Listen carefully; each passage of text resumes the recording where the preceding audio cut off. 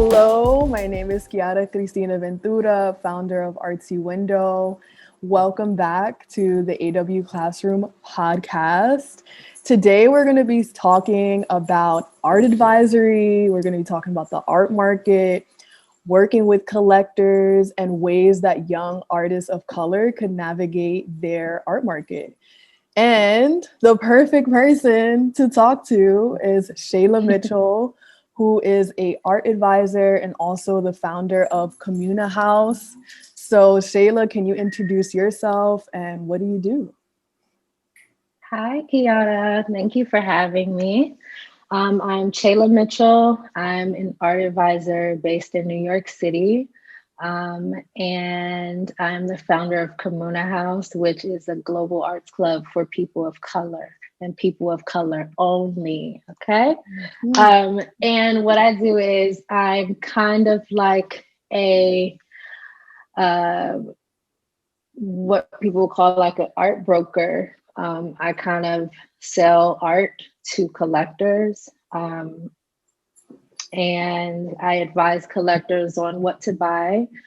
And I help them diversify their collections if they're having trouble with, having access to emerging artists, for example, or they want more access to blue chip artists. I'm the middle person between the artist and the collector, the gallery and the collector. And I work to make sure that the artist's best interests and the collector's best interests are met, which is a hard job to do. Um, and with Komuna House, I'm just the founder of a platform where I want art professionals of color and artists of color to kind of shine and kind of bring awareness to what it is that they're doing and what they're creating. I want to get into this art market because I have tons of questions just from like my own curiosity. But before we get into the nitty grittiness of the art market, can you tell us a bit about your background, how you grew up, and how has your upbringing influenced you and your work? Yes, was born and raised in Washington, D.C., which is called Chocolate City. I'm from Southeast D.C., which is like the Bronx of DC. And it's a place where people just generalize it and assume it's just the worst place ever, but it's actually the largest corridor in Washington, DC. So it's hard to generalize such a big space. But you know, there was a lot of violence there, a lot of poverty. But all the superstars that I know come from Southeast, just like the Bronx. You know, when you're at the bottom, you can only look up. So I really credit being where I'm from with my groundedness and just not being afraid to, take chances because you want a better life for yourself. So I grew up in Southside DC. I didn't grow up with an art collector family. I grew up with Black Jesus portrait, Martin Luther King, Malcolm X. And then I did have a painter in my family who was my uncle. And so we would get paintings from him. But I didn't know about art collecting. I didn't know about the art market. I didn't know about jobs within the art world at all. I thought the only place that art people work was at museums. Um, and so my love of art came from elementary school. I had an amazing art teacher. Her name was Miss Whalen. She looked like Miss Frizzle. She always had like these from the Magic School Bus. I don't know if you guys ever watched that, but she would have these matching outfits with the matching earrings. And we were doing like really intensive art projects like hot gluing precious stones to plexiglass and paper mache molds of our faces. And I thought this was the norm, but like I went to school across town with the white kids. And so this is the access that they had to art. Meanwhile, on my side of town, they didn't. But anyway, that's where my love of art came from. And DC is great because we have the Smithsonian, which is some of the most prestigious museums in the world, and they're free and they're open almost every day, and they're open until 7.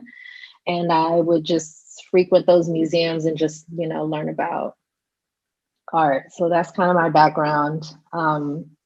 In my adulthood, I went to Rutgers University. As a finance major, switched it up to music, ended up working in the music industry, switched to fashion. And fashion was my last industry before switching over to art, which fashion and art are very much like parallel universes. So it was just like an easy transition there.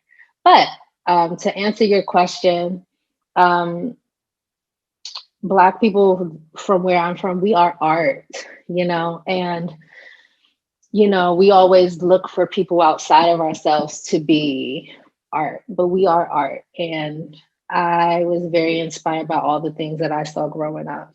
And I do want to say that even when you come from neighborhoods that are poverty stricken or with a lot of crime, we had fun. We had fucking fun. I had the best childhood. I would do it all over again. We were free. We had a great time, So Black people ain't a monolith. Like, we not all walking around the hood crying. Like, we lit. Like, we're having fun. So, very inspired by my people. Yes, ma'am. Yes. So I really want this episode to speak to young artists who are getting their art market started and young collectors who are building their collection. So just so we start from square one, and just so everyone could have a clear understanding, in the most basic way, how would you describe how the art market works? Because there's often this misconception that, oh, you can't make money off of art. A lot of people, especially young artists, they talk about their parents telling them, like, you can't make a living off of this. So can you explain how the art market works and how can we as people of color take advantage of it? Oh, wow. I like that question. So the art market is comprised of two different markets. The first one is the primary market, which is what most of us know. This is artwork being sold directly from an artist or from an art gallery or from an art fair. This art is new. It comes directly from the studio. It's never been purchased before. The secondary market is the resale of art that people have purchased in the primary. So this would be auction houses, Christie's, Phillips, Sotheby's, or it would be direct collectors to collector sales. The secondary market, unfortunately, influences the primary market, which has been hurting a lot of artists. When people sell in the secondary market, unfortunately, artists don't make money. So it's kind of a tricky situation, because if you have a car and you resold your car, you wouldn't have to owe Toyota money if you had a Camry, for example. You wouldn't have to give them money, but for the art market, it gets weird. It's a touchy thing. So those are the markets. Now, as far as making money, what was it, 2 years ago, where we witnessed the most expensive painting by a living artist being sold, which was David Hockney, which was $97 million. So, which is crazy to think about. But two things when I hear about the sale of artwork like this. Number one, don't ever, ever, ever get to the point where you feel like you need to compete with other people, especially people of color within your industry. It's enough space for curators. It's enough space for advisors. It's enough space for artists. When we have one painting selling for 97 million, it's enough for all of us. That's number one. Number two, art is profitable and people are starting to educate themselves more. A lot of people view art as only a commodity. And other people view art as an investment and a way to live with beauty and to support the arts. Other people are patrons. Patrons are different from collectors in the sense that they just support art projects that are really expensive or that might not be profitable for an artist. They're just supporting like a creative endeavor, which can be expensive. But art is profitable. And, I just don't like the fact that a lot of people of color are not a part of this conversation. A lot of people of color are not making as much money as our white counterparts because this is a billionaire boys club and they really want to keep the money within themselves. And so that's why platforms like Artsy Window, platforms like Komuna House, platforms like Art Noir, they're important because they're teaching us that the work that they're profiting off of has value. So I would say whenever you get a chance, work with curators of color, work with art advisors of color, buy from galleries of color. Try to make sure every facet of your tenure within the art world is centered around people of color. That's how this works, so we can all kind of uplift each other. So people saying that there's no money to be made in art, you're wrong, you wrong, you wrong. Like, you can keep punching the clock, doing your little 9 to 5. There's money to be made out here. And I don't want people of color to feel guilty. We feel a guilt and responsibility about making money when it comes to art. You do not need to feel that. You can support the arts, you can be positive, and you can still make your coins. Do not forfeit the opportunity to make your coins because you want to be real. You have to eat. You got to pay your rent. And as long as you're kind of operating in transparency and truth, it's nothing wrong with making your money. So basically, everybody eats, period. Everybody, we need to eat. We need to eat. Yeah. And we should work within the community with each other to, I think it's also just like a system of trust in a way too. It's just like, all right, we know similar people, we have a similar culture, we don't have to code switch, like all of this stuff. So it's just like a sense of like understanding at the same time. No, it is. Mm-hmm. Yeah. So I also want to get more into the disparities within the art market. So something I've been noticing as I'm like getting into the art market and like art advising, I'm noticing that a lot of young women artists are more likely to have like lower prices for some reason. Even though their work is and I'm seeing that their work is super labor intensive. And then I'll do a studio visit with like a young male artist of color at the same time. And I'll notice that they're selling work like hotcakes. Mm-hmm. Yeah, I see those artists as being like in the same level of their career and all of this stuff. So what are some observations and gaps that you see within the art market? And what advice would you give to young artists who are grinding and consistently making art, but they're having a hard time selling? Okay. People have an issue with my commission that I get for working, and they can continue to have a problem with it because art advising, I think people think it's a wham, bam, thank you, ma'am kind of ordeal, but it's like, no, you have to curate art for your collectors that fit within their budget and what the name of their collection is.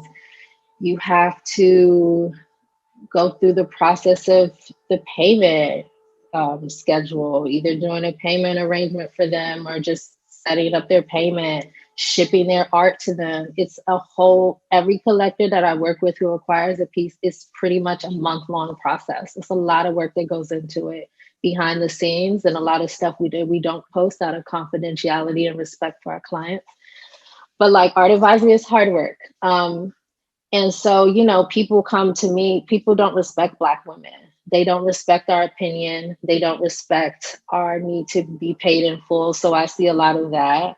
I feel like if I was, and I do pretty well for myself, but I know if I was a man that I would maybe go a lot further. For some reason, like Black women are always the ones holding this country on our backs. And people always, I guess, I don't know, they just doubt us so much. And I see that with artists, with female artists of color too. Like, They come out of the MFA program. The guys are just excelling. They have support, they have mentorship, and these women are just left with the same amount of talent, same education, and they don't have the same support.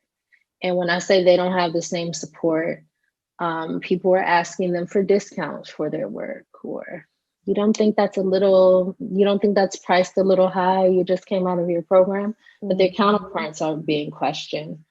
Another disparity that I'm noticing is there are a lot of artists who my collectors are interested in, who I cannot get access to their work because their gallerists they either don't want to sell to Black collectors, or they have a lot of bureaucracy within their gallery, where pieces can go to certain people.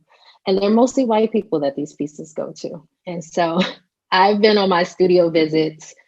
I've been asking artists to have conversations with their gallerists where they need to make sure that artwork is going to Black art advisors and Black collectors, Latinx advisors, Latinx collectors, collectors of color, curators. Can we say that to everyone in the back? Yeah. So yeah. I feel like sometimes as an advisor, our job sucks because we have to ask so many people for their prices and their work, and the collectors don't always buy everything. But something that I want artists to know is that we do have collectors who want your work and we can't get it. So don't ever sleep on Che and feel like Che ain't trying to sell your work. I try, but I just can't get it. And so it's a weird thing, but artists, you really need to understand, artists of color, you need to understand your power. And you need to understand that if this year hasn't taught us anything, it's that we can't reform things. They have to be torn down and built up anew completely.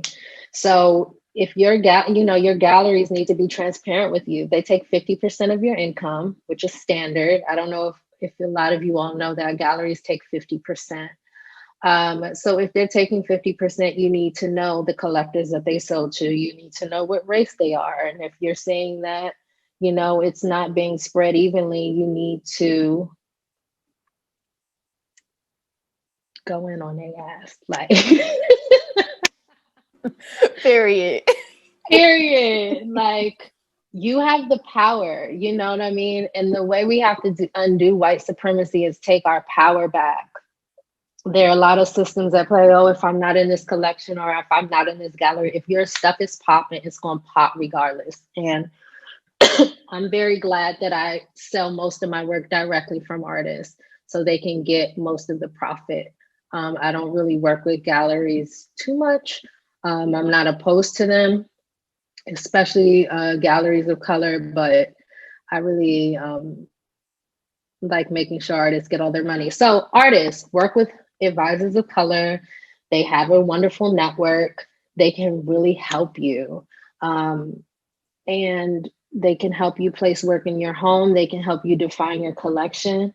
And the small fee that they get is invaluable. The advice that they give you, and the way that you would have to navigate the art world alone to make these connections would take years. So I think art advisors are like the accelerator to art. They just get you to the art quickly and safely and intelligently. So yeah, make your demands, be unapologetic when your demands aren't met. Price your work at what you think your work should be priced as. We're not a monolith. So, all of our prices don't have to be the same, and work with professionals of color. That's how artists can really make sure they're on point and on top. Also, I want to emphasize on that, and you spoke to it too. I think artists should be collecting from other artists. You know what I mean? Yes. I love to see when another artist is like, oh yeah, I did a so-and-so came by my studio and we did a trade, or we bought each other's art and blah, blah, blah. And I'm like, that's lit. Yeah, why I love the not? swaps. I'm like, I wish I was talented enough so I could do a swap with somebody. I have Right? Like no let me draw you something really quick. Like, Right, right. got like VIP access into like each other's work. It's like so Oh my lit. God. So jealous of them. So, okay. So here's a scenario. Speaking of collecting, here's the Okay. scenario. Okay, let me We get ready. have we have a young collector of color who is trying to tap into the art world and wants to build their collection. They just got a new promotion, they getting money, right? Now, these are the types of collectors that I want to manifest into my life and my DMs. Okay. They coming. Yeah, they're You're coming, such right? a Right? wonderful person. Whatever you want, you can attract. You already know that.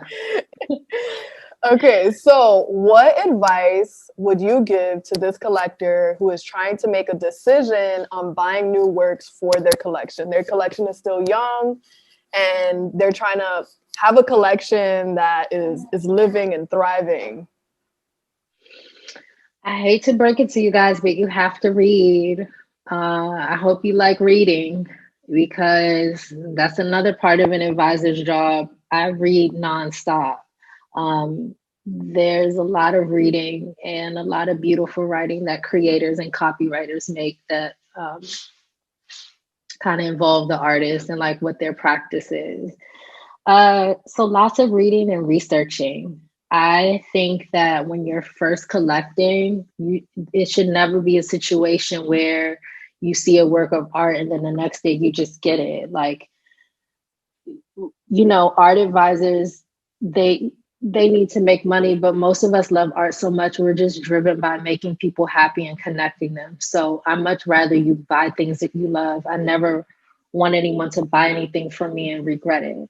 So do your research. You're going to be drawn to something aesthetically, but I guarantee you if you dig deep and you read a little bit more about the artist, you'll learn something that might resonate with you and that you can speak to when it's hanging in your home because people are going to ask about it.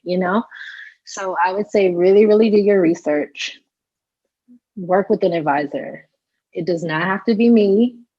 It does not have to be Kiara, but it should be us. But if it's not us, that's okay. Um, I think working with an advisor as a new collector is imperative. We have the connections, we know people, and the art world is elitist. Like, we can't change it tomorrow, but it is. If you don't know certain people, you're just not going to get a response to your email. People aren't going to take you seriously. But if you have an advisor, they do know people and they can call an artist up on their cell phone and be like, "Hey, Kelly, my collector loves your work." And Kelly be like, "He does?" And be like, "Have him come to the studio." So like, advisors are so important. Um, I wish I had an advisor early on, but I learned a lot of things on my own. But yeah, definitely researching, working with an advisor, and just taking your time. Even defining what your collection is can be cool, and that's something you can work with your advisor on as well. Have an art advisor, period. I plugged Basically. us. I plugged Yes. us. Yes. It should be Our us. link is in the bio here. Yeah. Subscribe, comment. So I've been talking to a lot of young women of color who come to me and they're just like, I want to enter the art world. I just don't know what profession is right for me. I really want to support artists and, like bring in their voice into the art world. So I'm wondering, what does a day-to-day routine look like for you? And what are some of the most exciting moments that you experience on the job? That's a great question. All right. So my day, I'm always up at 7 because I'm also a mom. And one thing about motherhood and entrepreneurship that are the same, the more organized you are, the easier it is for you. And so I kind of wake up then and just kind of get myself ready for the day. I always have to work out, move my body, whether that's biking, walking, something. And then after I do that, I start reading. So I like to read Art News, the Art newspaper, Hyper Allergic, sometimes Culture Magazine, just to know what's going on because every day there's just new developments. So, like, if you haven't read anything in 3 days, like so much has happened within the art world because it's vast. So I kind of read and then emails, which I have so many of. So my day can go a few different ways. So this week it's Freeze Week in London. So a lot of my work has been centered around curating pieces from 154 and Freeze. It's kind of what I've been doing, looking for fresh talent, kind of sharing my top picks with my collectors. Something else that I did this week is I reviewed an extensive. Now this was exciting. I went to a collector's house and I got to view over 40 works of art, maybe 50 that she lives with. And her collection is insane. And so, of course, I'm working, but I'm just floored. And also very impressed with her because she knew every piece and like the meaning and thought behind it. So that's very exciting for me. This project was a secondary market project. So she's looking to sell some artwork. So I went to view some pieces for another collector who wants to buy. Um, and so that was exciting, seeing how people live with art and seeing how people live with like conceptual pieces or very like large scale sculptures. I love that. Um, and it inspires me to want to collect more art. So yeah, I usually do that during the day, and then I'll do some social media for Komuna, do a little bit of programming, kind of check in with the members and kind of see how they're feeling. Um, what else do I do? Check shipping. I have that's something you need to keep track of. Like, once you sold a work, it's not over. You need to ensure that that work gets to the collector. You'll have a lot of trouble. So that's something that I was working on this week. But the most exciting part of my job that I just can't believe is real is viewing art. I will never get over that. Viewing art is one of my favorite things to do. I don't need to do it with anyone. I can go by myself because it's an out of body experience for me. And I like to take time with the art and view it. And so, like, when I'm going to look at work, I'm like, I still have to pinch myself. I'm like, this is a part of my job to look at art and to share what my favorite things are. This is just unreal. And so, to young people who are looking for their way within the art world, you will know. You'll know when you find something. It just feels. I'm so grateful. Number one, I'm grateful to artists for trusting me, to collectors for trusting me. But I wake up every day and I forget that I'm working.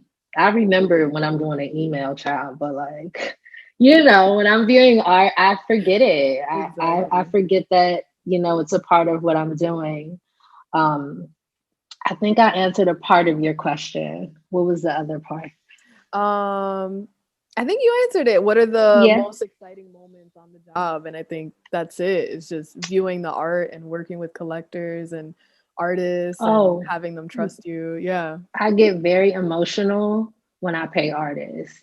I get very emotional. I don't think it's no way you would know that from social media because I'm not going to like take a video of me crying while I'm sending a wire transfer. But like, I get very emotional when I can pay artists of color.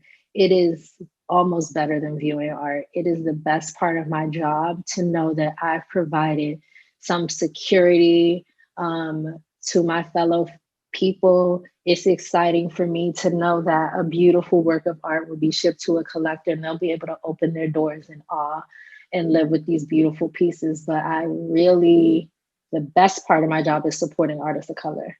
I love that shit. Like, Oh. Mhm. favorite.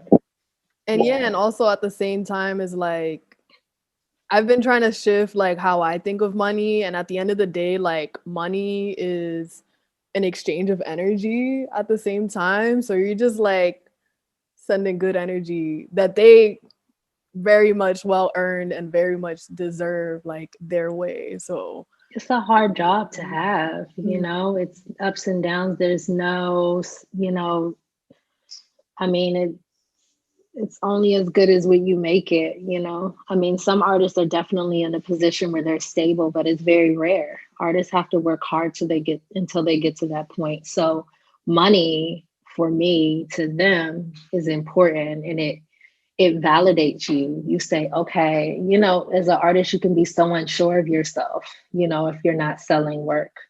The world can be a mirror to you, which can be dangerous. And so when you sell a work, you feel affirmed, you know? So, Is into reality, is into the real world yeah, now. Yeah. yeah. Speaking of artists, I have to ask this question. Can you tell us about some artists whose work you are super excited about right now? Name the whole uh, list. Name the whole list if you need yes. to.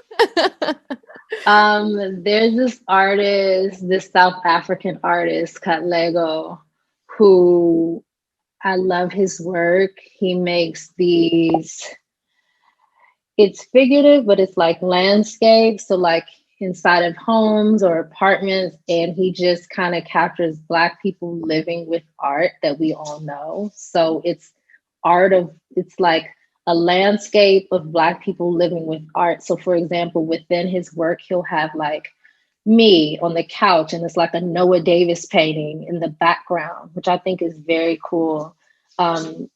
Something that I like most about artists is originality. And I like when artists bring something like, how in 2020 can you bring something to the table that we've never seen before? I think is incredible. So I love his work. He's a very hard worker, and I think he's very professional. So one of my favorite artists that I like to work with for the year.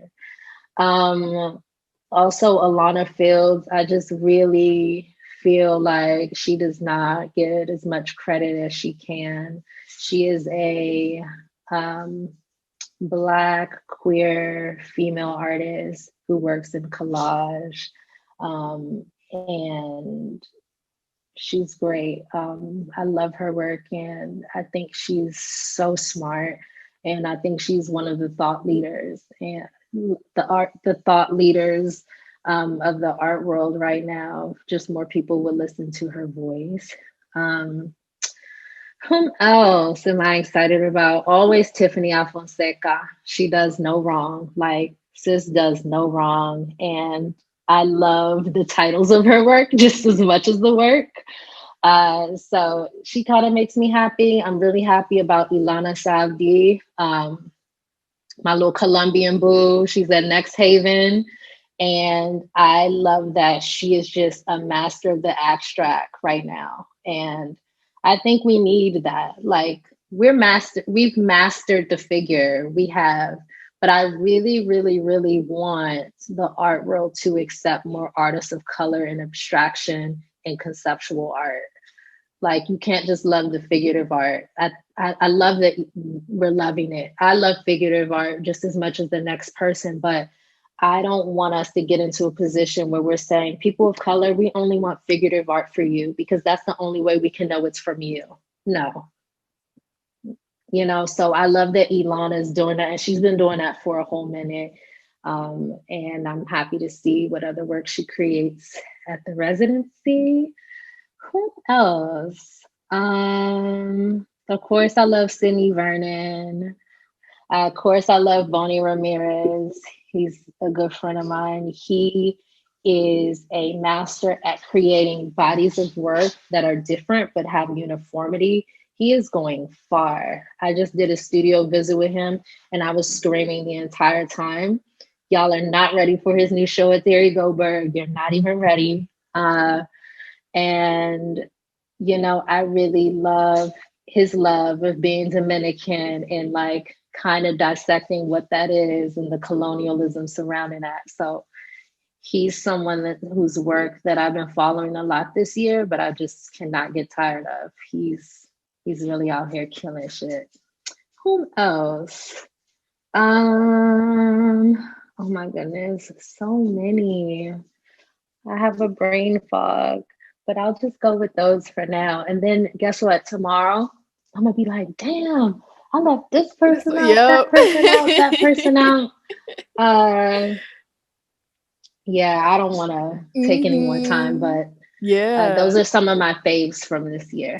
Cool. And also, I want to ask, you know, we live in the hustle and bustle, talking to so many people. Your mind could get foggy sometimes. What Mhm. is a quote or a mantra that you go by when you feel like a little foggy and you just like need like some clarity? One of my favorite quotes, I guess, for this year, it's a little controversial because people are really religious and I'm not. We're all spiritual beings. I'm definitely one. But my religion is to trust myself by Yoko Ono is one of my favorite quotes because if you take it literally, it comes off the wrong way. But what she's saying is what I practice daily, what I know above all things is myself.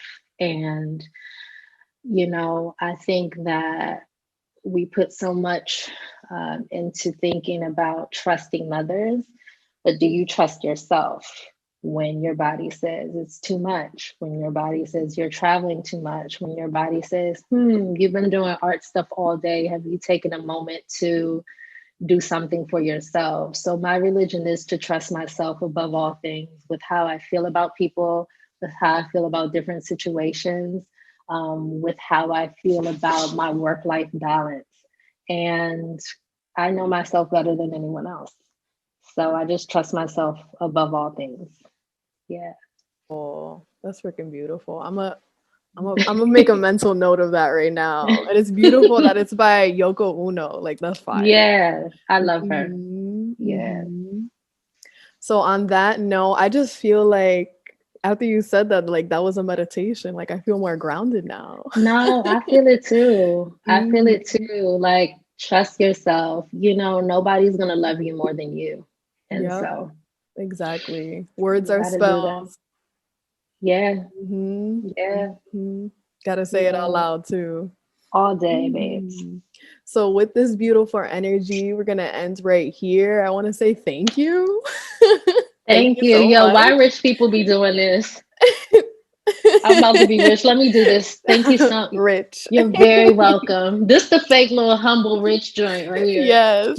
Thank you so much for having me. Thank you. I feel like I'm leaving your house now. Thank you. I know. Thank you so much.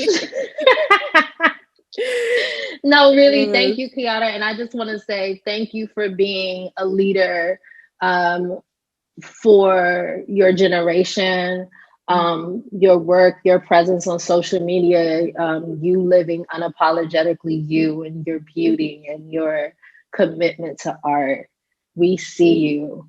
Thank People you. see you. Even if you feel like they don't see you, we see you. We have no choice. You're just a bright light. And I love how, when I wanted to work with you in Komuna, you just showed up. You didn't know who I was. You just Mhm. showed up, and I'll never forget that. Yes, I felt your energy. I just looked at a picture. I was like, yup, a beautiful person. Let's go. Uh, Thank you. Thank you. Yeah. So blessings to you, Thank and you. Thank you. good luck on the rest of your podcast. Thank you. Thank you. When you was talking, I was about to shed a tear really quick, but I was like, okay, thank you. Listen. I will shed a tear. I don't Yeah. care. I'm gonna let it out after I end this. Let it out afterwards. All Before right. we Blessings to go, you. before we go, where can we follow you on IG, your website? Where can people get in touch? Okay, thank you. You can reach me via email, info at Chela Mitchell Art, if you're interested in collecting. My website is chelamitchellart.com. And my Instagram is Chela Mitchell Art, just straight out. And that's where I'm at. I'm really just on Instagram. I don't have Facebook.